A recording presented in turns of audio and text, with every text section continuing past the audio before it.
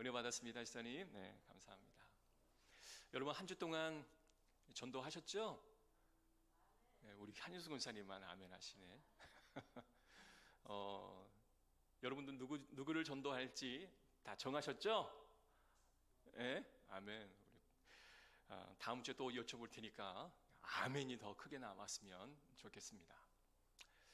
우리가 전도 현장에 나아가거나 또 믿지 않는 사람들과 대화를 나누다 보면 당면한 어떤 해결되지 않았던 질문들이 있어요. 그래서 우리 초청주의를 앞두고 우리가 전도하다 보면 흔히들 듣게 되어지는 그런 이야기들이 있잖아요. 그러한 것들을 중심으로 우리가 말씀을 좀 준비해서 은혜를 나눠야 되겠다라는 생각을 갖습니다. 믿지 않는 사람들과 대화를 나누다 보면요, 저희가 이렇게 이야기하죠. 예수님께서 당신을 위해 죽으셨습니다.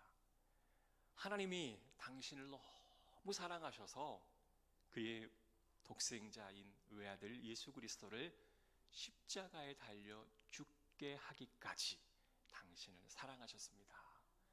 여러분, 이게 우리 믿는 자에게는 너무나 큰 은혜이지 않습니까? 이 말씀을 들었는데도 크게 감동이 없다면 내 신앙이 지금 문제가 있는 거죠. 여러분, 이 말씀은 우리가 존재하는 이유요, 하나님의 은혜를 내가 늘 기억할 수 있는 귀한 말씀이에요. 근데 세상 사람들은 뭐라고 말하냐면, 아니, 아버지인 하나님이 어떻게 하여 아들인 예수를 그렇게 죽게 내버려 뒀느냐, 이건 문제가 있는 게 아니냐, 이런 식으로 이야기를 되질문할 때가 있습니다. 그때 우리는 어떻게 이야기를 해야 할까요? 만약에 하나님께서 어떤 개인적인 목적을 가지고 그 아들을 죽였다고 한다면 그것은 죄가 되겠지만, 하나님께서 우리를 위해 그 아들을 죽게까지 희생하였다면 그것은 감동이 될 겁니다. 예를 들자면 어느 한 꼬마가 기찻길에 플랫폼에 놀다가 그만 실수로 그 아래로 떨어졌어요. 그럼 철길 위로 떨어졌으니 온몸이 찢기고 또 기절도 했을 게 아니겠습니까? 그 아이는 자기 자의로 도저히 그 높은 플랫폼까지 올라올 방법이 없어요. 근데 그 현상을 곁에서 바라보았던 어느 중학생 남자아이가 그곳을 뛰어내려가서 그 아이를 딱 들쳐매고 플랫폼으로 딱 올려놓았어요. 던져놓았어요. 근데 미처 저 멀리서 오는 그 기차가 다가오는 것을 피하지 못하고 죽어갔다면 동네 사람들이 그 중학생을 향하여 뭐라고 하겠습니까? 자신을 희생하고 아이를 살려내었던 의인이다라고 이야기하지 않겠습니까? 우리는 그렇게 설명할 수가 있겠죠. 오늘 본문에 있는 내용은 예수님께서 마지막으로 제자들을 다 한 자리에 불러다 놓아놓고 설교를 하시는 고별 설교입니다. 여러분, 인생의 마지막에 사랑하는 자들을 다 앞에다가 불러 모아놓고 고별 설교 내지는 고별 유언을 한다라고 한다면 그것은 얼마나 간절한 어떤 소망과 이렇게 되고야 한다, 이렇게 되었으면 좋겠다라고 하는 그런 믿음이 그 안에 담겨 있는 이야기 설교가 되겠습니까? 이 땅을 예수님께서 33년 전에 오셨다가 이제 모든 사역을 다 마치고 이제 죽기 직전에 제자들을 모아놓고 예수님께서 하신 그 말씀, 그래서 제자들에게 하시는 이 말씀이 바로 하이라이트의 말씀이 되어지는 것을 우리는 고백해야 합니다. 자, 16장 7절에 있는 말씀 우리 다 같이 한번 읽어볼게요. 시작. 그러나 내가 너희에게 실상을 말하노니 내가 떠나가는 것이 너희에게 유익이라. 내가 떠나가지 아니하면 보혜사가 너희에게로 오시지 아니할 것이요 가면 내가 그를 너희에게로 보내리니. 내가 이제 아버지께로 갈 것이다. 그런데 내가 가는 것이 오히려 너희에게는 더 유익한 것이다 라고 예수님께서는 말씀을 하시는 거예요.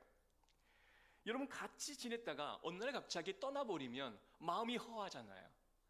우리도 사랑하는 성도들이 내 곁에 머물러 있다가 어느샌가 그 성도들이 다른 곳으로 이사를 가거나 이주를 해버리면 마음이 허전하고 서운한 그 마음을 금할 방법이 없는 것입니다. 그런데 예수님께서는 말씀하십니다. 내가 떠나가는 것이 오히려 너희에게는 더 유익할 것이다 라고 말씀을 해 주신다라고 하는 거예요.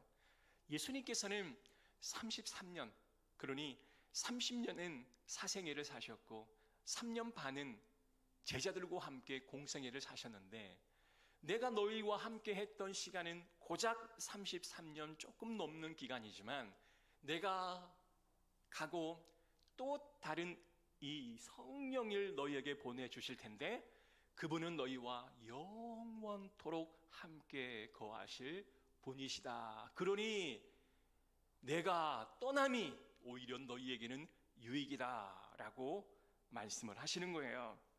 자, 이와 같은 예수님께서 하신 말씀을 했던 그 상황은 어떤 상황이었냐면요, 우리 16장 1절과 2절에 있는 말씀을 한번 읽어보겠습니다. 시작.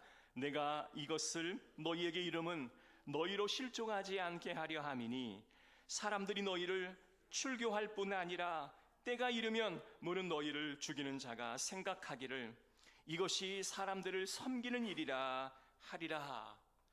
지금 당시는 굉장히 급박한 상황이었습니다. 예수님을 믿는다고 하는 그 이유 때문에 온갖 핍박과 그리고 온갖 고통을 당해야 하는 그런 상황이었다라고 하는 거죠. 그런 상황에 제자들을 내버려 두고 예수님께서 홀로 떠나가시는 그런 상황이었기에 예수님께서는 남아있는 제자들에게 위로의 말씀을 해주고 싶었던 이유가 바로 여기에 있어요. 그런데요, 나는 떠나서 너희가 외롭고 슬플 수가 있지만 나 대신 성령께서 다시 오실 것이기에 오히려 너희에게는 큰 유익이다 라고 말씀하십니다. 자, 예수님께서 떠나시면 다시 오실 성령은 과연 누구이실까요?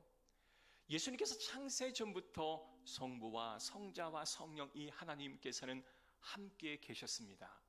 그분은 한 신격을 가지고 계시기에 한 분이시지만 그들은 퍼슨 하나의 객체로서 다양한 고유한 인격을 가지고 계시기 때문에 한 분이지만 세 분이고 세 분이지만 한 분인 그런 인간의 머리로는 도저히 이해할 수 없는 오직 신적인 영역 안에 머물러 계시는 그 하나님, 그 성령님, 그 성령님께서 오늘 이 땅 가운데 오시겠다라고 말씀하시는 거예요. 여러분, 성령님과 동행하고 계십니까? 아멘. 한 주 동안 예수 그리스도가 가시고 다시 오시마 하셨던 그 성령 하나님으로 인하여 여러분 한 주 동안 동행하셨다면 여러분 분명 행복한 한 주를 보내었을 줄로 믿습니다. 자, 그러면 성령께서 이 땅 가운데 예수님께서 보내주시겠다고 하셨는데 그 성령이 이 땅 가운데 오셔서 하시는 일은 과연 뭘까? 오늘 그것을 세 가지로 함께 나눠보겠습니다. 우리는요, 잘못 생각하는 것들이 있었습니다. 자, 첫 번째는 성령이 우리에게 오시면 뭘 드러내 보여준다라고 하냐면 우리 마음속에 있는 죄를 드러내 보여주시겠다라고 말씀하셨습니다. 우리는 우리가 아는 죄도 있지만 우리가 모르는 죄도 있어요. 그런데 성령이 내 안에 오시면 내 안에 내가 모르는 죄도 성령께서 보게 해주신다라는 거고요. 두 번째는 의에 대해서 무엇이 의인지 우리는 정확히 알 수가 없지만 하나님께서 의가 무엇인지를 정확히 성령님을 통해 보여주심으로 우리가 핑계치 못하게 하실 것이다 라고 말씀하십니다. 세 번째는 심판에 대해서 우리에게 알려주시는데 심판이 무엇이고 그것을 우리가 무엇을 배워 어떻게 살아야 할지를 우리에게 알려주시는 거예요. 자, 그러면 첫 번째 죄에 대해서, 두 번째 의에 대해서, 세 번째는 심판에 대해서 성령이 오시면 알려주시겠다고 하셨는데, 첫 번째 죄에 대해서와 세 번째 심판에 대해서는 어느 정도 우리가 알 것 같아요. 그런데 두 번째 의에 대해서는 말씀을 들어도 잘 이해가 안 될 것 같은 느낌이 들죠. 오늘 이 말씀을 통해서 명확하게 아는 시간이 되시기를 주의 이름으로 축복합니다. 자, 첫 번째 죄에 대해서 보혜사 성령께서 우리에게 오시면 너희가 알게 될 것이다 라고 말씀하시는데요, 성경에 있는 말씀 한번 9절의 말씀을 읽어볼까요? 시작. 죄에 대하여라 함은 그들이 나를 믿지 아니하며, 뭐라고요? 믿지 아니하며.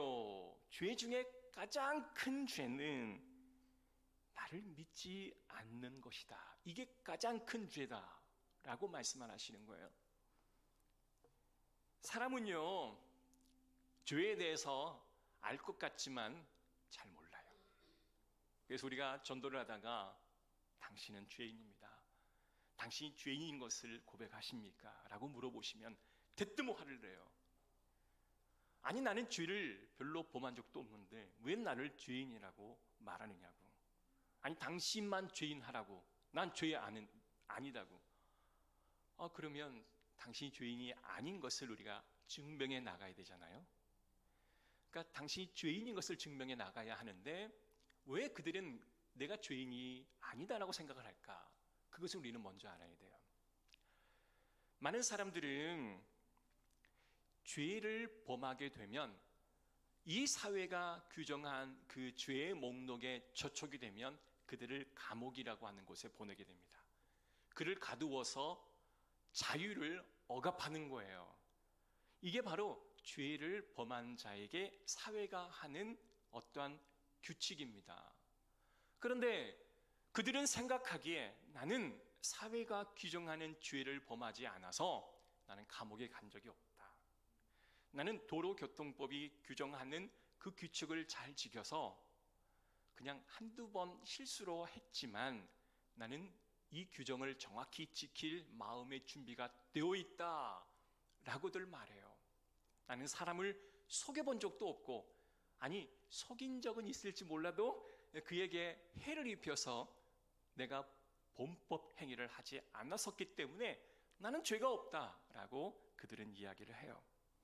그런데 하나님의 수준으로 볼 때는 우리가 나쁜 행동을 하는 것 자체를 겉으로 드러나는 나쁜 행동, 나쁜 말, 이러한 것들을 우리가 죄로 여기나 하나님께서는 그 내적인 마음에서 일어나는 상대방을 향한 미워하는 마음, 저주하는 마음, 시기하는 마음, 죽이고자 하는 그런 마음들이 있음 그 자체가 죄라고 하나님께서는 말씀을 하시고 하는 거죠. 여러분, 나를 화나게 하고 기분 나쁘게 하고 스트레스를 일으키는 상황들이 얼마나 많이 있습니까? 우리는 일상을 살아갈 때에 정말 믿음 있는 사람처럼 보여요. 그런데요, 정작 믿음 있는 사람처럼 행동하고 그렇게 살아가는데 자녀의 문제에 딱 걸리게 되거나 돈의 문제에 딱 걸리게 되거나 내 자존심의 문제에 걸리게 되거나 어떤 인정에 대한 그런 욕구에 걸리게 되면 우리는 전혀 믿음 없는 사람처럼 돌변하고 말아요. 왜 그럴까요? 그렇게 믿음 좋은 사람인 것처럼 보여졌다가 한순간에 믿음이 전혀 없는 사람처럼 보여진다는 거죠. 왜일까요? 내 안에 믿음이 없는 사람처럼 보이는 것은 나의 연약함이 있다라고 하는 거예요. 내 안에 강함도 있지만 내 안에 연약함도 있어요. 그래서 그 연약함이 건드려지게 되면 내가 그렇게 믿음 좋은 사람처럼 보이다가 믿음 없는 사람처럼 행동하고 말하고 그렇게 살아가게 되어지는 거죠. 여러분, 우리는 누군가에 의해서 자극을 받으면 이렇게 변해버리고 마는데 반대로 나로 인해 또 누군가를 자극하는 경우들도 굉장히 많이 있는 것을 우리는 잘 몰라요. 나로 인해서 누군가가 고통스럽거나 나로 인해서 누군가가 힘들어한다라고 하는 사실을 우리는 전혀 인지를 못하는 거죠. 성경은 이것까지도 다 죄다라고 이야기를 해요. 그래서 예수 그리스도가 보내신 성령이 우리 가운데 오시게 되면 우리 안으로 범죄한 그것을 가지고 있는 것만으로도 우리는 죄라고 하는 사실을 밝히 보여준다라고 하는 겁니다. 사랑하는 성도 여러분, 저와 여러분은 죄인입니다. 아멘.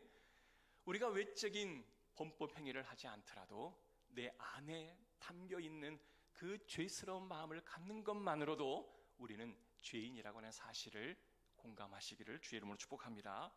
자, 그런데 예수님께서는 뭐라고 말씀하시냐면 세상 사람들이 하는 범죄 중에 가장 큰 죄는 뭐냐? 나를 믿지 않는 죄다라고 규정을 하고 있어요. 세상의 그 어떠한 죄보다 가장 심각한 죄는 나를 믿지 아니하는 죄다. 여러분, 중학생 어린아이가 그 꼬마아이가 죽어가는 것을 그냥 바라보지 못하고 그냥 내려가서 그 아이를 들쳐매고 살려두었어요. 너무 급작스다 보니 얌전히 그 아이를 플랫폼에 올려다 놓을 수가 없었고 그냥 밑에서 그냥 던지다시피 휘쩍 들어 올렸단 말이에요. 근데 그 아이가 그 플랫폼에 올라가면서 여기도 찢기고 여기도 상처가 난 거죠. 근데 그 상황이 끝난 다음에 이 아이는 죽어가고 그 아이가 몸에 난 상처를 바라보고 그 꼬마의 부모님이 아니 어찌 되어서 우리 아이가 이렇게 다쳤느냐고 그 죽어갔던 그 중학생 엄마에게 찾아가서 이 아이, 우리 아이 상처 난 거 보상해 달라고 이렇게 청구를 하게 된다면 이게 세상에 이치적으로 맞는 이야기인가? 라는 거예요. 아들 예수 그리스도를 십자가에 달려 죽기까지 하나님께서는 그 아들을 희생하셨는데 사랑하는 마음으로 아들을 죽기까지 희생하셨는데 오히려 인간들이 내가 지금 이 상처, 이 아픔이 있으니 이거 보상해 달라고 청구서 내민 거와 동일한 것 같다.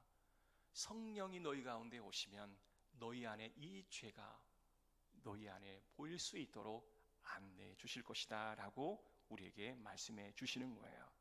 사랑하는 성도 여러분, 우리가 예수 그리스도를 인격적으로 만나게 되면 예수님의 십자가의 그 구원의 사실이 믿어지는데 주님을 인격적으로 만나면 내 죄가 다 보여지게 되죠. 어릴 때 엄마에게 땡깡 부렸던 그 모습조차도 하나님 앞에 다 고백하고 회개하지 않습니까? 막 눈물을 흘리지 않습니까? 왜 그럴까요? 성령께서 내주하시면 내 안의 죄를 깨닫게 하셔서 이전에 내가 예수를 믿지 않았던 이 심각한 죄를 밝히 드러내 보여주시기에 내가 눈물을 흘리며 회개하며 기도하게 되어지는 것입니다. 이 일은 성령께서 하시는 일이기 때문에 여러분 믿지 않는 자에게 찾아가서 담대하게 말씀을 복음을 전하시기를 바랍니다. 그러면 주의 성령이 그와 함께 하시면 역사가 일어나게 돼요. 두 번째, 의에 대해서 밝히 보여주시겠다라고 말씀하십니다. 성이 오시면 깨닫게 하시는 게 의에 대해서 무엇이 옳고 깨끗하고 바른 것인지를 깨닫게 해주시겠다라고 말씀하시는데 이 부분이 참 이해하기가 어려워요. 제가 신학교를 나왔음에도 불구하고 이 부분의 성경을 얼마나 많이 읽었겠습니까? 그런데 의에 대해서 깨닫게 하신다. 이 의가 과연 뭘까? 참 애매하고도 이해가 잘 안 되었던 부분 중에 하나입니다. 자, 그렇다면 10절에 있는 말씀 한번 읽어볼게요. 시작.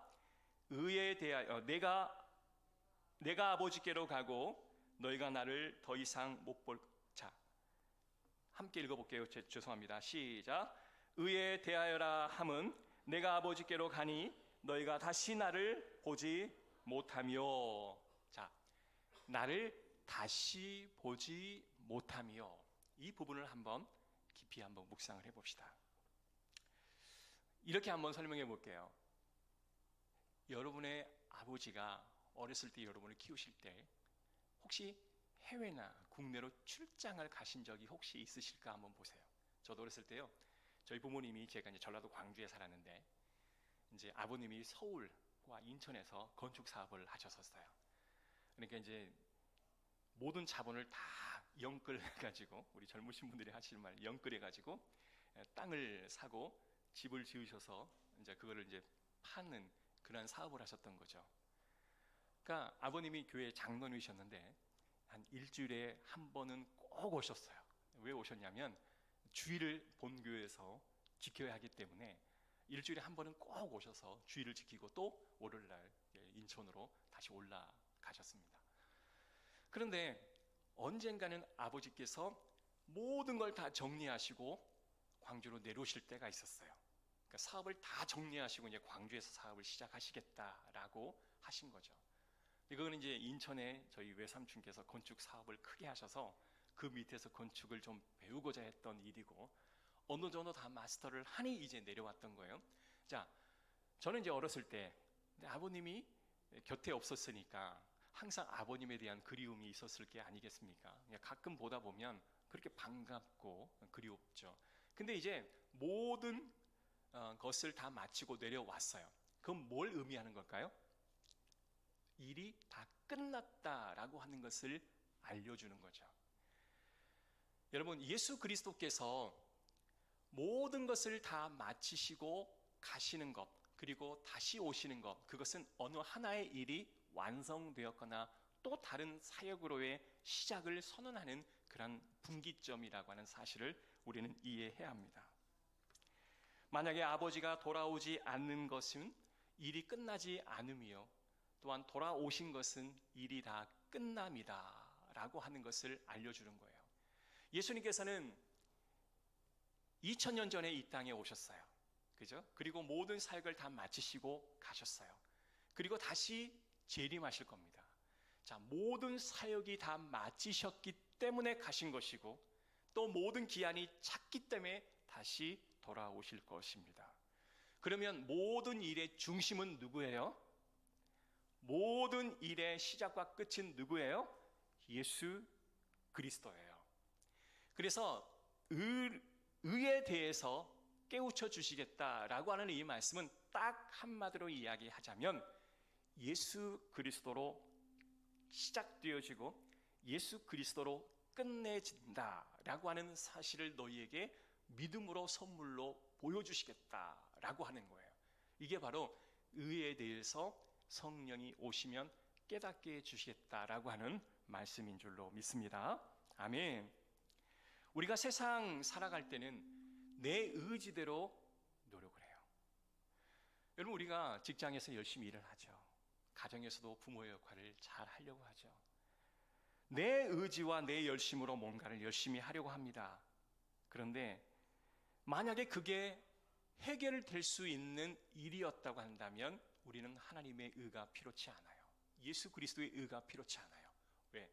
내가 노력한 만큼, 내가 일한 만큼 해결할 수 있기 때문에요. 그러나 절대 그렇게 되지 않아요. 우리가 아무리 능력이 뛰어나고 우리가 아무리 열심히 뭔가를 한다 할지라도 내가 시작한 일을 내가 마무리할 수가 없어요. 오직 누구에게? 예수 그리스도로 말미암아 시작할 수가 있고 예수 그리스도로 말미암아 모든 일을 마감할 수 있는 거예요. 이 사실을 우리에게 알려주시겠다, 깨우쳐 주시겠다. 누가 오시면? 성령께서 오시면 이와 같은 사실을 깨우쳐 주시겠다라고 말씀하시는 거예요. 아멘. 그러면 우리는 어떻게 할까요? 예수님을 의지하는 거죠. 나와 우리 주변의 어떤 사람을 의지하지 않은 게 아니라 오직 예수님만을 의지할 수 있도록 만들어 주시는 거예요. 누가 오시면? 성령께서 오시면 오직 주님만을 의지할 수 있도록 만들어 주실 줄로 믿습니다. 그래서 내가 세상을 열심히 살아가고 착하게 살기 위해 노력하고 그 모든 일의 열매가 맺혀질 거라고 생각하지만 그러나 주님이 아니고는 아무것도 할 수 없다라고 하는 이러한 신앙을 갖게 될 줄로 믿어요. 이게 바로 최고의 믿음인 줄로 믿습니다. 세 번째, 심판에 대해서 알게 하신다. 아멘. 11절 함께 있습니다. 시작. 심판에 대하여라 함은 이 세상 임금이 심판을 받았습니다. 아멘. 여러분, 이게 어떤 심판일까요? 자, 조금 제가 상스러운 이야기를 해도 용서하시기 바랍니다. 우리가 은가가 있으면 그 은가 중심으로 뭐가 꼬여요?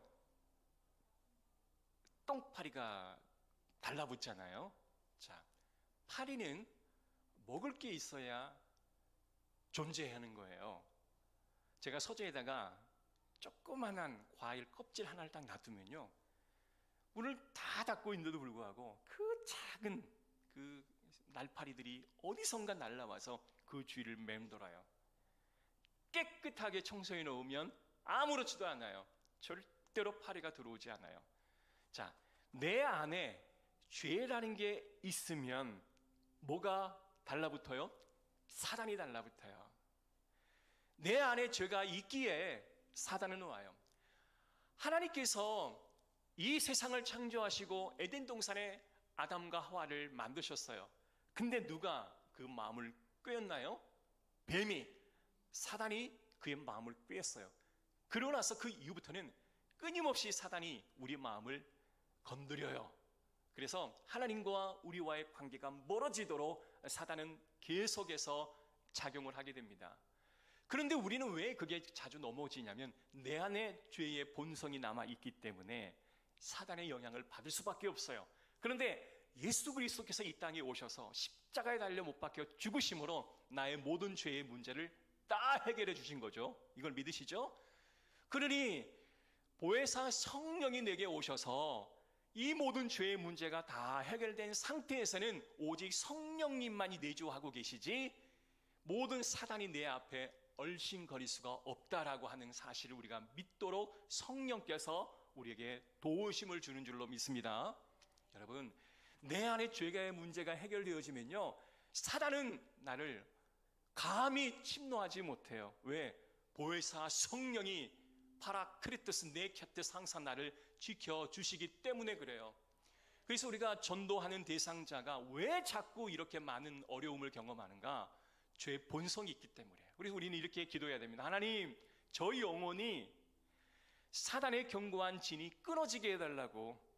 사단이 그 굵은 사슬로 그를 꽁꽁 동여매고 있는 모든 견고한 진들이 예수 그리스도의 성령의 불로 말끔히 끊어지게 해달라고 여러분 기도하셔야 돼요. 그러면 그 영혼이 성령께서 내주하시는 영혼이 되어줄 줄로 믿습니다. 아멘.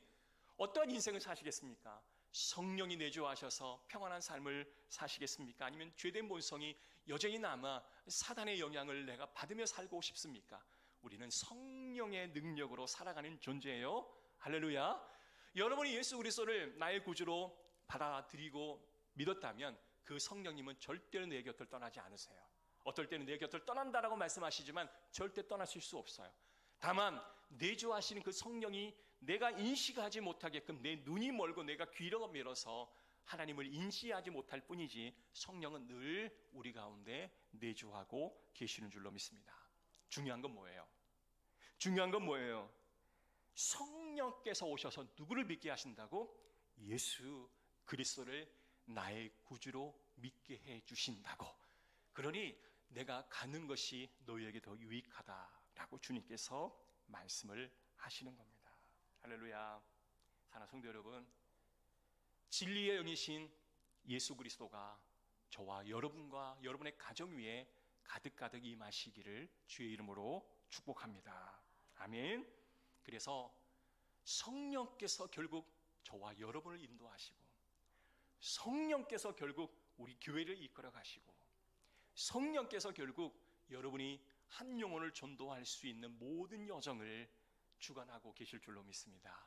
그래서 우리는 어떻게 기도해야 됩니까? 하나님, 이번 우리가 초청주일에 한 영혼을 전도하려 하는데 그 영혼을 전도하고자 하는 그 마음도 성령께서 주시고, 내가 갔을 때 그 영혼에게 가로싸여 있는 그 죄의 견고한 진들이 예수의 이름으로 끊어지게 하시고, 그래서 내 복음을 받아들이게 하시고 예수 그리스도가 의가 되셔서 그가 죄를 계속 범하고 살면 하나님의 심판이 임한다라고 하는 사실까지도 알게 하셔서 자복하고 회개하게 하시고 다시 그리스도로 돌아오는 역사가 일어나게 하여 주시옵소서라고.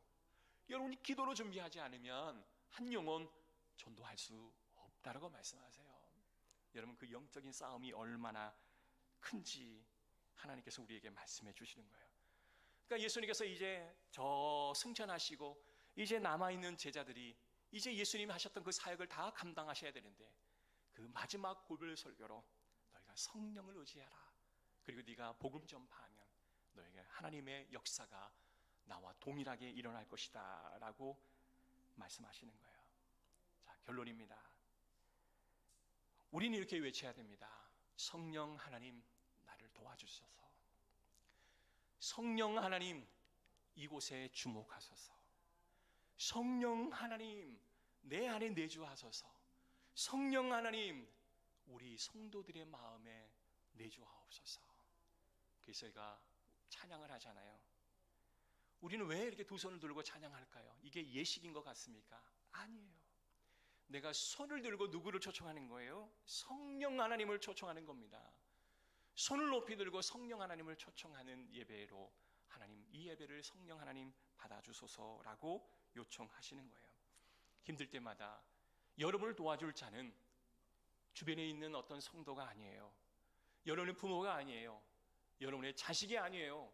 여러분을 도와줄 분은 은밀 가운데 여러분에게 말씀해 주시는 성령 하나님이세요. 그 성령 하나님께 도움을 구하시고 힘들 때마다 그 성령님 앞에 기도하시고 간절히 부르짖는 그런 성도 되시기를 바라고, 그분이 주시는 그 선물을 받아 누리시고 예수님이 가시면서 우리에게 한아름 안겨다 주신 그 선물 성령님을 누려 기뻐하시는, 또한 행복해 하시고 회복하시는 저 여러분 되시기를 주의 이름으로 축복합니다.